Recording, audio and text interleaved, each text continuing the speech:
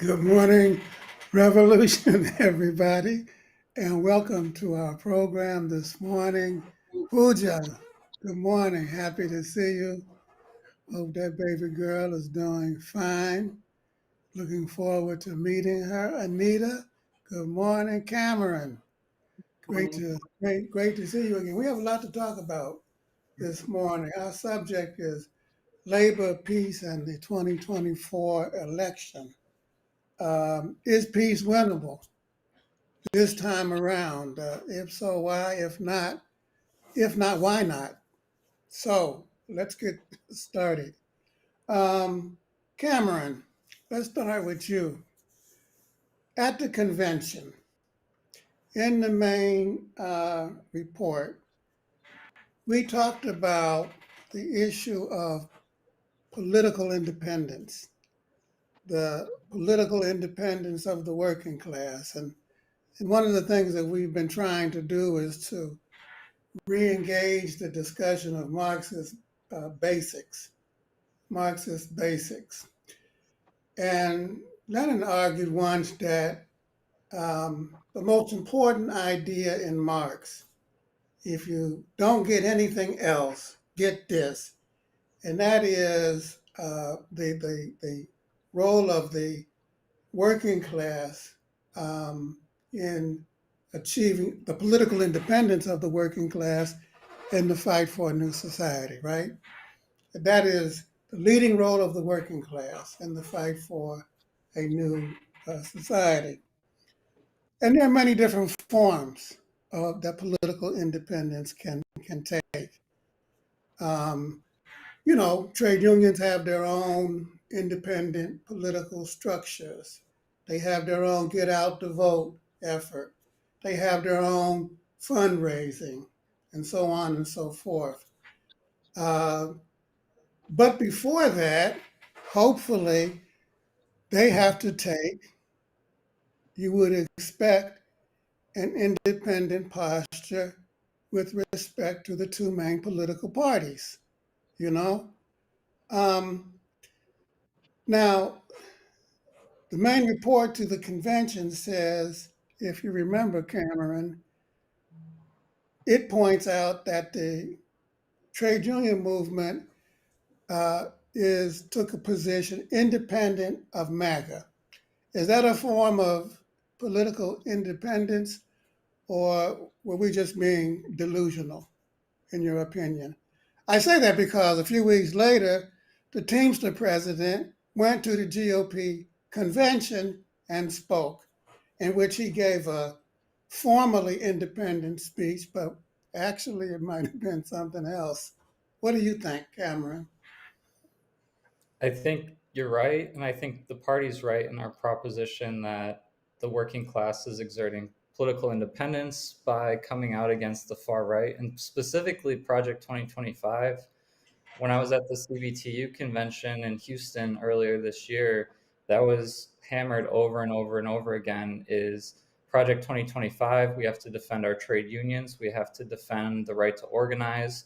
We have to make sure that the far right does not create company unions, does not weaken our trade unions, and give up our independent right to organize on the job, independent not only of the major political parties, but also of the corporations and the bosses. Um, so yeah, I think with respect to the MAGA movement, the working class sees the issue quite clearly. I don't know if you guys have seen the UAW coming out recently.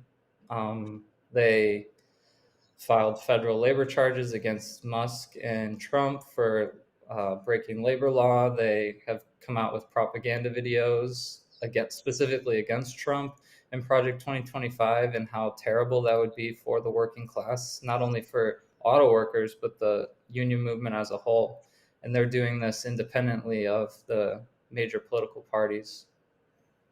Well, that's true, and that was a good thing. And what Musk and Trump did on that interview on X the other day was disgusting, and they were like laughing and celebrating Puja, firing workers and and all of that kind of thing. And we saw um, in response, not necessarily to that, but workers know what's up, and the trade unions know what's up. And early on in the campaign, we saw that the AFL-CIO made an early endorsement of the Biden-Harris ticket. And some people saw that as going even deeper into the lap, to the embrace of the Democratic Party. But just a few weeks ago, the People's World, I think it was on July 24th, indicated that 7 unions came out and demanded that the Biden administration cut off all military aid to Israel. So, Pooja, this issue of political independence is a little bit more complicated than, if you just took a superficial view of it, isn't it? Yeah, I think people get a little bit attached to the idea of a vote as some sort of moral standing, right? But actually, a vote is a strategic thing that you're doing to try to achieve power for your class, right? Um, when you think of the trade union movement, when you think of unions flexing their political power, which they do, by the way, through the democratic will of their membership, right? All unions go through a process to open up to their membership, to their executive boards, to talk about who they should endorse. And an executive board, of course, is elected by the body of any trade union, right? So this idea that if flexing your political power is not some sort of will of a vast majority of trade union members in this country is incorrect.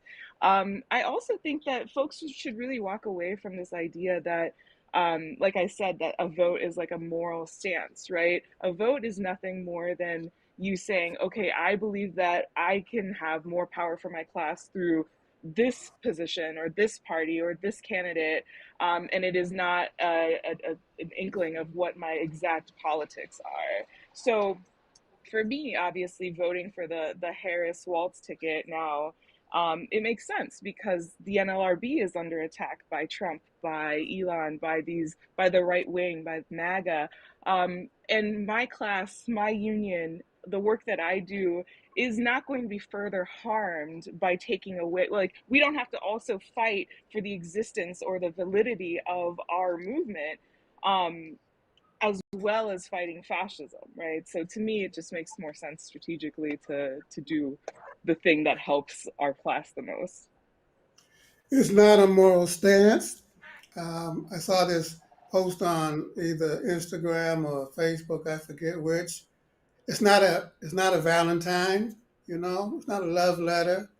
It's more like a chess move. It's a strategic option that you're taking to fight for a better position in the class struggle, on the playing field. Anita, how's that playing out in Ohio this time around? Has there been any shift? You told us last week that, or 2 weeks ago, that everybody was focused on the Senate race. Sherrod Brown, has there been any shift over the last couple of weeks? And more importantly, do you see the trade unions becoming proactive now? Because normally they wait until after Labor Day to really get active. Any change Hmm. on the ground? Sure. Well, our Ohio AFL-CIO really hit the ground running on July 4th. July 3rd was the day that the petitions for Citizens Not Politicians, the anti-gerrymandering amendment, were due. And then the next day they kicked off their Sherrod Brown for re-election to the Senate campaign. They have yet to add by Harris Waltz literature to their roots, but I'm sure that they will in the future. And I think the exciting thing for me in Ohio is there is a kind of a wave of feelings on TikTok and other social media that really the Harris Waltz ticket actually has a chance in Ohio, which would be amazing. but it does stand to reason. I think there's a huge gender gap, and the Ohio women vote in stronger numbers than Ohio men do. And there was an overwhelming vote for reproductive rights just last year. And I think Harris going around talking about the Trump abortion bans is really making even more of a difference at this point.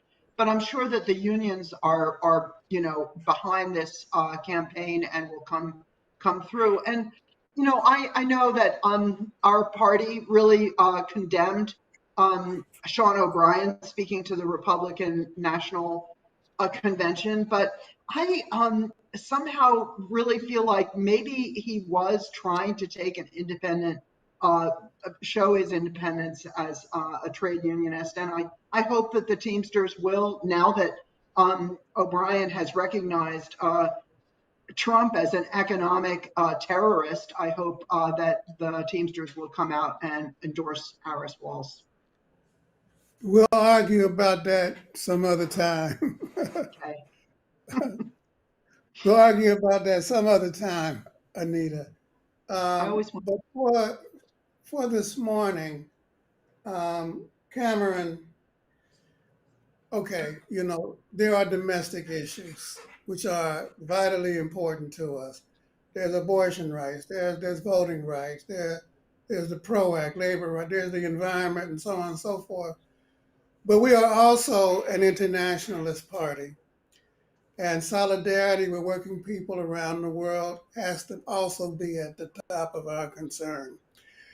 And in that respect, Gaza and the ongoing war and the support that the administration has been given, is giving to that genocide is still ongoing. There was a poll recently that took place, I believe, in Pennsylvania, Arizona, and Georgia, and it suggested that 1/3 of all of the voters polled said that if the Biden administration stopped U.S. support to Israel, it would make them more likely to vote. Cameron, what's happening in Michigan? I saw that poll. I think it's a really important poll because, these battleground states not only are important domestically in, blocking the fascist threat that faces our country, but also it shows the will of, people in this country. I mean, a overwhelming majority of Democratic voters have supported a ceasefire. Now there's a majority that support an arms embargo. We have 7 major trade unions coming out for an arms embargo. And in Michigan, the uncommitted movement started here, and it's still picking up steam and turned into a national movement. This weekend, there's going to be actions all across the state and all across the country, in fact, demanding an arms embargo, demanding an immediate ceasefire. And the thinking is that in order to get a ceasefire at this stage in the struggle, we need an arms embargo. The trade unions are supporting it. It's called the Not Another Bomb campaign. And I think that if there's an action happening in your locale or whatever, we should support it, because I think, like the party said, it's never about the candidate at the top of the ticket. It's not about Biden. It's not about Harris. It's not about whoever. It's about the issues and organizing and mobilizing around the issues. And I think that, I think we're correct when we say that in order to defeat fascism, we have to defeat the foreign policy. And I think we have to keep pushing that home. This is super important. And I think it's an imperative to defeat the support for Israel, the support for our tax dollars being used to bomb schools and hospitals and kill workers abroad. And I think in order to defeat fascism, we have to defeat this foreign policy. Anita, have you seen any shifts so far in the new ticket, the Harris Walz ticket? I mean, they've expressed sympathy.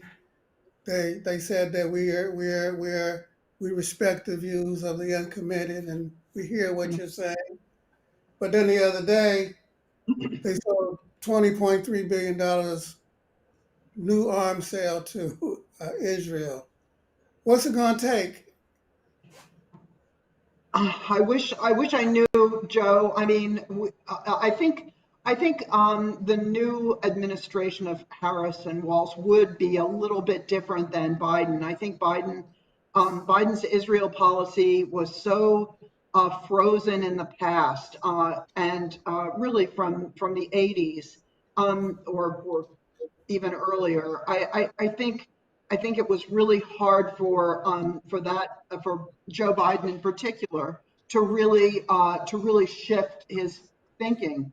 But I think the groundswell of support from the masses of American people, who are just outraged, and the outrages continue to come to be exposed. The experiences of the Palestinians in the West Bank dealing with these violent settlers.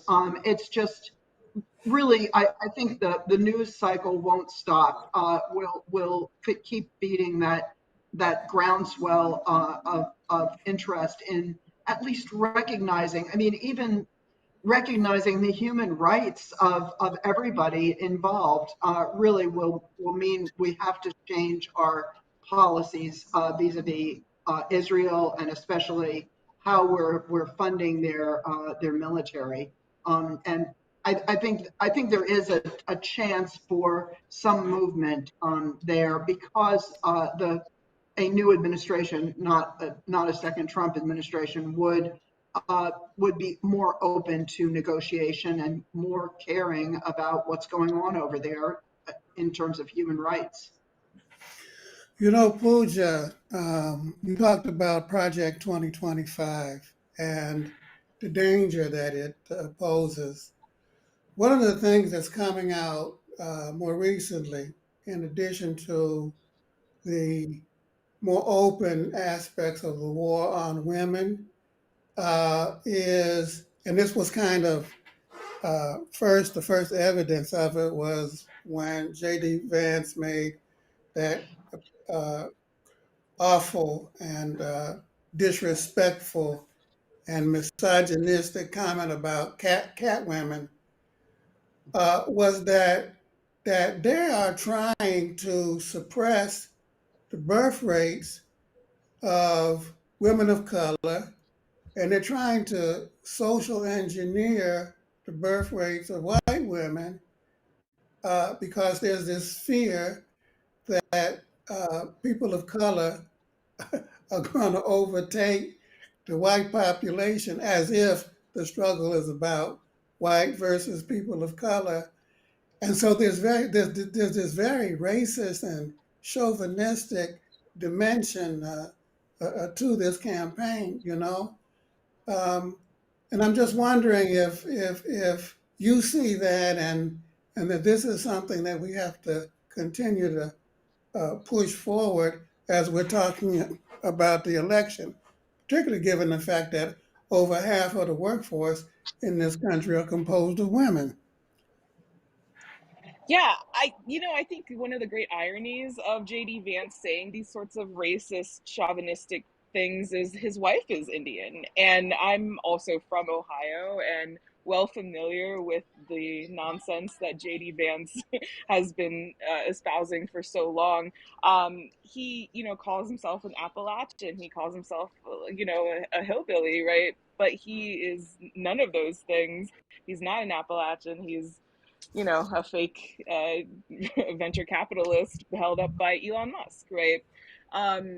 They know that there is deep economic insecurity. They know that there is deep insecurity in terms of job security. And they know that the easiest way to divvy up the working class is to make them think and try to espouse this message that we need to be against each other and in opposition to each other instead of being in solidarity with each other.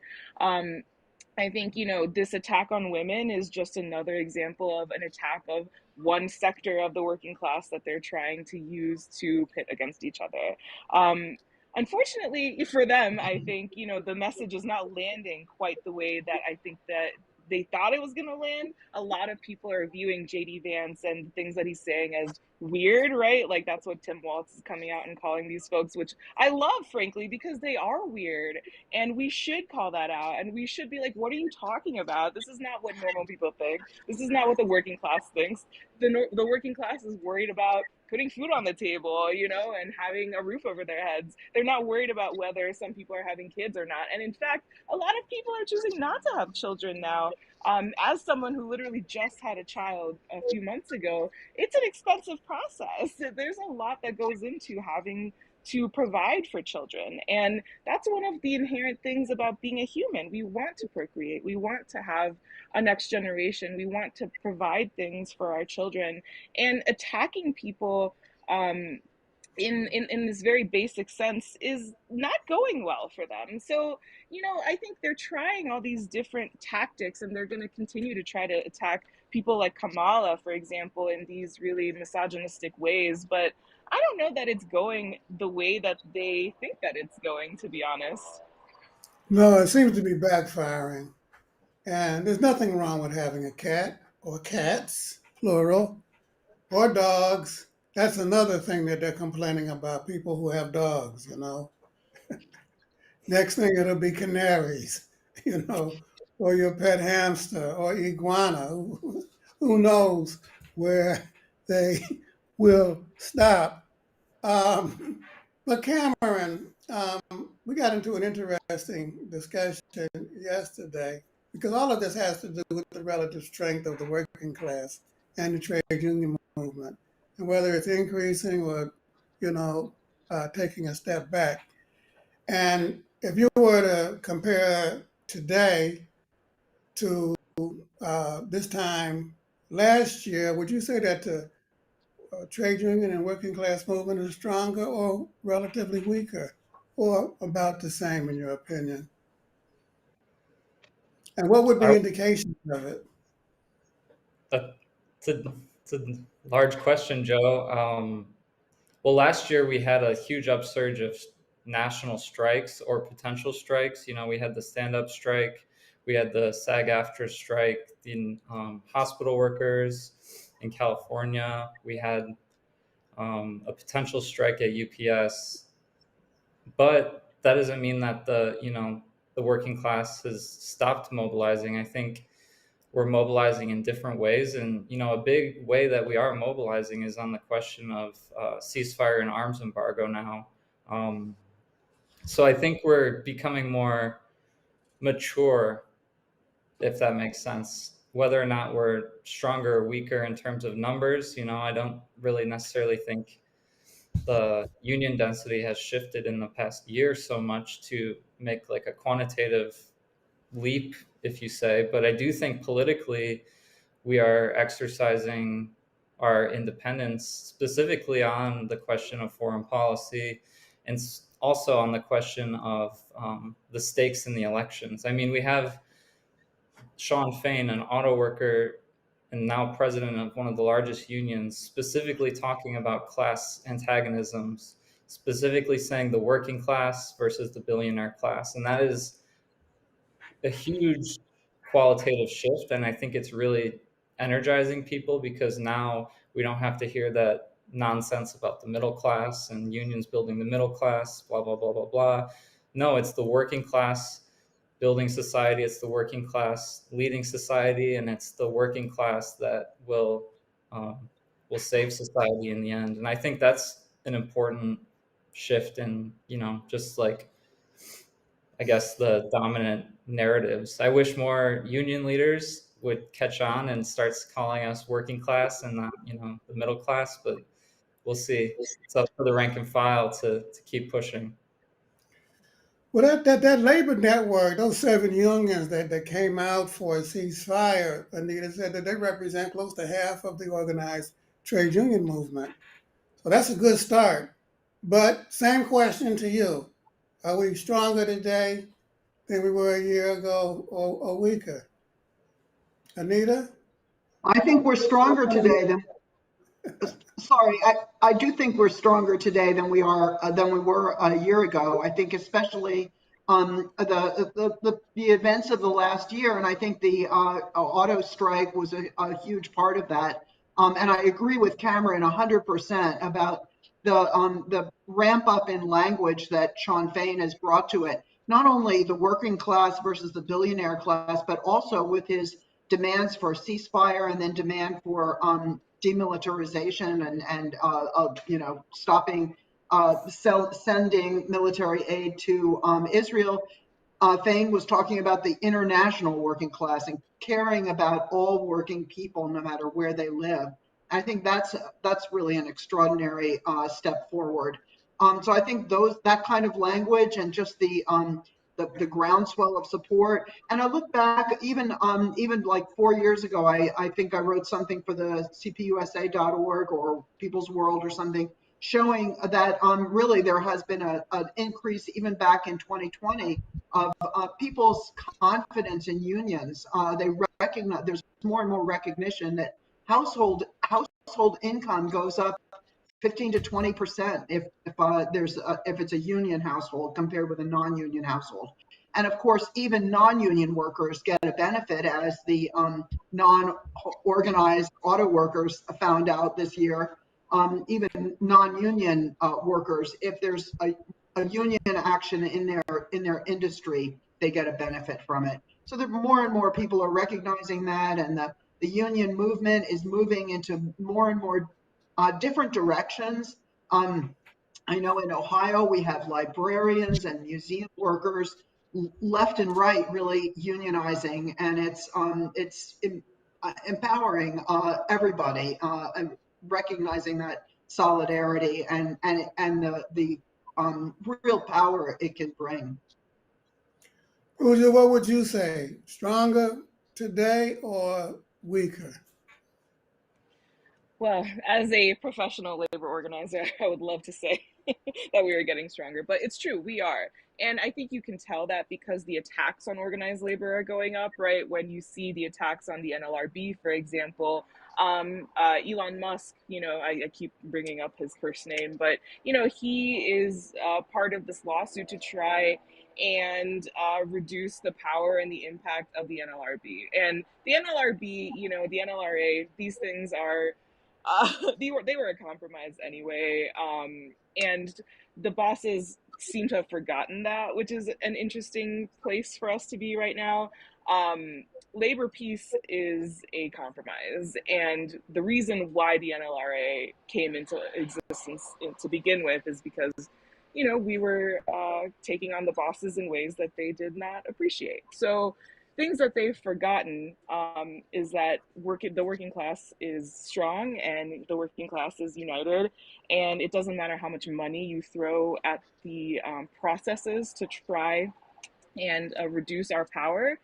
That power is inherent regardless of whether we have the legal right to have the power or not. So I think we are seeing an extreme rise in the interest in labor unions and the interest in having collective bargaining and collective power, because there is such an attack on obviously the ability for us to live a life that is normal, or even just just having enough food, like I keep saying, or like a roof over our heads. A lot of people are just struggling to have that. So obviously when you have those sorts of economic impacts, the desire to try and take on the system that stops you from having that rises, right? And obviously we're seeing a response obviously from capital to try and stop us from utilizing that power. But I think, the more they try and do this misguided attack on workers' rights, the more you're going to see the rise in power go up. I think that there's ebb and flow in any movement, but I think that the momentum is forward. And I think that that strike wave and those threatened strikes, Cameron, that you talked about, is setting the stage for what is to come. But everything can happen on the basis of energy and momentum. Though energy and momentum will help, determine, the shape of things to come. But that's why voting in November is so important. And it's not just the top of the ticket, huh? Could I add one more thing? Add. Yeah, I'd be remiss if we didn't talk about the push towards May Day 2028 and unions aligning their contracts to, to build up towards an actual general strike. We have the auto workers now, we have the teachers, we have the hotel workers. I talked to a union brother out on the West Coast, and he was saying one of the unions in bargaining took a more compromised contract just so they were able to align their contract in the future with the May Day 2028 so they could be a part of it. And I think this is something that is going to continue to develop and really, be the icing on the cake of our trade unions' political independence if a general strike can be pulled off in like a real way. And I think there's a lot of excitement among workers from the rank and file level to even some on the central labor councils about the possibility of, coordinated bargaining for May Day 2028. And I think that's a huge development. Before we get to 2028, Anita, Cameron, and I were discussing November 2024. And we were talking about the issue of what is our independent stance with respect to the issues in 2024, and the need to put that forward. And so, Anita, if you were writing the party's election platform, what would be like the top 3 or 4 issues that you would like to see highlight that platform? Well, yeah, thank you. That's a great question, because I think some of those issues have fallen behind. And I of course, think we've talked about global, peace in Palestine, but I think global warming is a huge issue for the next election, for the 2024 election and going forward. I know in Vermont they're dealing with haze already from wildfires in Canada. I think that that issue is so clearly divides the two candidates. Trump telling his oil and gas backers that all they have to do is supply him with money and he'll reverse everything that the Biden-Harris administration has done to protect the environment and to reduce fossil fuels. So I think that is a huge issue. And I think women's right to protect bodily autonomy is another huge issue. So I think those 3 are things that really do divide the two parties, that show a big difference between the candidates. And I think those are the three of the most important issues going forward, and should be on everybody's radar as they decide who to vote for in the election. Global warming, bodily autonomy. What was the third? Peace in Gaza and free Palestine. Okay, I'm down for that. Pooja, we're putting you on the committee to write the party's election platform. Top 3 or 4 issues for you. Nothing more exciting than what Comrade Anita said. I would also obviously add labor rights onto that, protecting the NLRB, protecting the ability to organize. And along with the idea of bodily autonomy, I think we've seen a really distinct attack on our trans comrades and trying to take away the right to have the autonomy to decide what to do with your own body in that context as well. And the Democrats are not really bringing their best on that issue as well. So I think that's going to be a really important issue for folks moving forward, and is an important issue now. Climate change is a gigantic issue that I feel like we don't even have the space to talk about right now, but it is bad everywhere, right? The tornadoes, the fires, the flooding, everything is bad everywhere, all across the world. And, we can't even get these clowns to decide if it's a real thing or not. So, definitely agreed with Anita that that's a huge issue as well.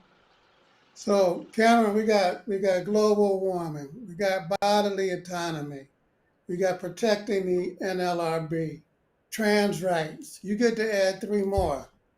What are they? All right. sweeping electoral reforms such as a Mhm. national voter registration, getting rid of the first past the post elections, kind of a national ranked choice program that would make it easier for third parties to, actually run, such as our party. I think other democratic demands like community control of the police are really important, and I actually think it's really, important now to call for the breakup of large monopolies like, Kroger, Google, Amazon, Facebook, or Meta. All these corporations that are consolidating monopoly power and really kind of controlling our political and economic life. I think we can really, pass some laws to embolden the FTC and other, with the so-called administrative regulatory state to have some teeth and break up these monopolies. And it would allow for more space, not only for workers on the shop floor, not only for, consumers, but also some small businesses and some small sectors in the economy that are also being crushed by monopoly. Those would be my kind of things. So we got global warming. We got a woman's right to bodily autonomy, including trans rights. We got protecting the NLRB. We got climate change. We got election reform. We got community control, and we got anti monopoly. Break up the big monopolies. Break up Google. Break up Tesla. Break up the big banks, and so on and so forth. There's only one thing that we're missing, y'all. Maybe there's more than one. We got community control of the police. But the thing that should be at the top of the list, tax the goddamn rich. Make the rich pay for the crisis that we're facing. That ought to be at that should be at the top of any people's front agenda. Make the rich pay for the crisis. They created it. All of these things we're talking about. Gaza is about oil. Global warming is about oil. We can go on down the list, and the pursuit of maximum profits. We're about out of time. We have a mailbag question. You want to put it up? That's right, Samantha. Tax the goddamn rich. Excuse my language, but that's the way I feel about it. What would be the incentive to work? One of our viewers asked, if everybody got paid equally. Anita, what would you do? Threaten people? Put them in a gulag? That's kind of an anti-Soviet word there, gulag, by the way. It kind of emerges out of the Cold War, The United States has more prisons than any other country on the planet. It had that during the Soviet period, and it has it now. So don't tell me about Google. And yeah, we got political prisoners too. Don't act like we don't. We do. Anita, the writer says patriotism only goes so far. Leonard Peltier is one of those political prisoners, while I'm on the subject. Anyway, so the question is, what would be the incentive to work if everybody got paid equally? Anita? Well, I think there's a lot of things that motivate people to do things, and economic power is not the only thing. Really, I think people recognize social. If people are for instance, I work pretty much full time for in organizing in Ohio, and other things like that, and I don't get paid for that. I am a retired person, so I have the time to do it.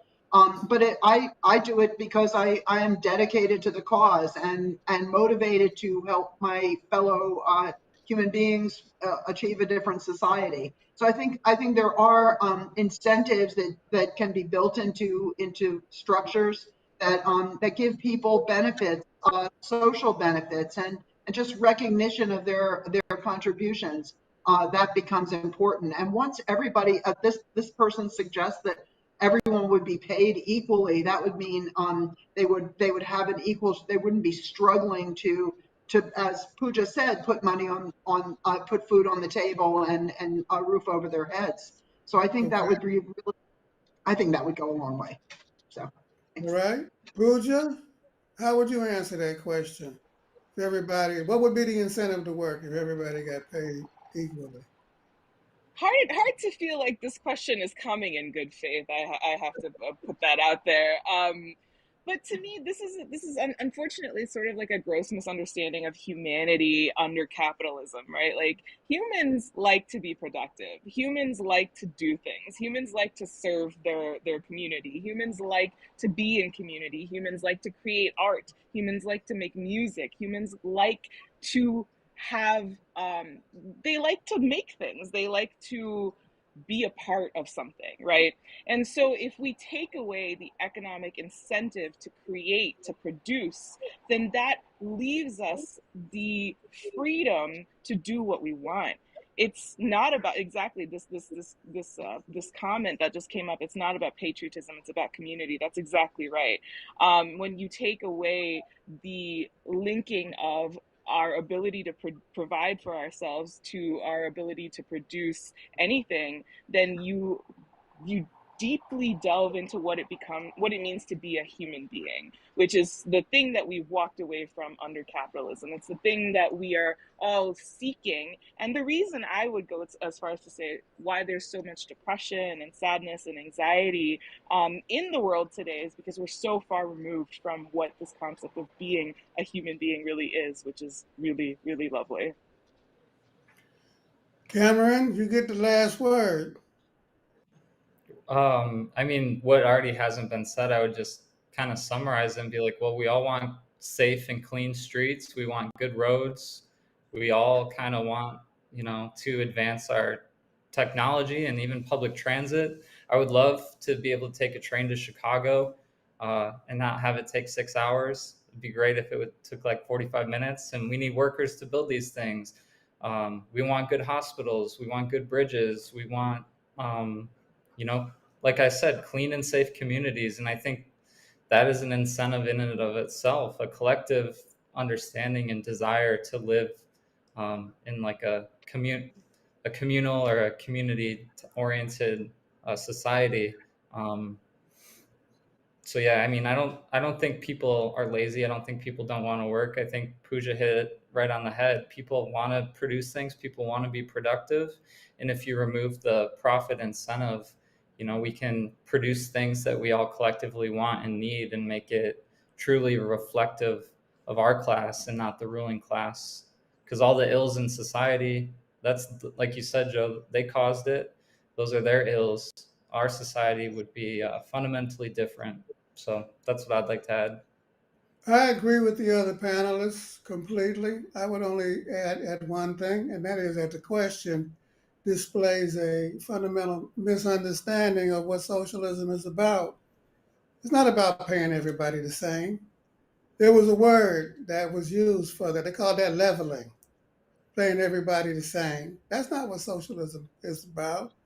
In fact, in the Soviet period, one of the first principles of socialism was to pay everybody according to their work, the amount and quality and so on and so forth.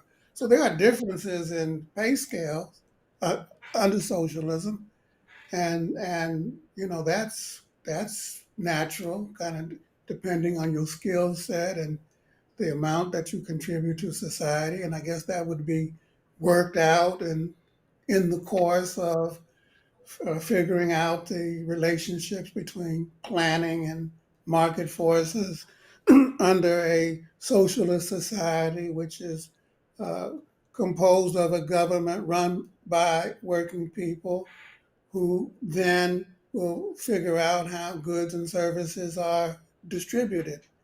And so the fundamental principle of socialism is not to pay everybody the same, but to pay people according to, and to remunerate and reward according to what you contribute both individually and socially to society. And it has to be a society based on the consent of the governed. And in the socialism, both the governed and the governing are the same darn people. We're the same people. So you ain't got to threaten nobody. The only thing that has to be compelled under socialism is the resistance of the rich and issues like corruption and so on and so forth, and addressing all of the other ills that you've inherited from capitalist society.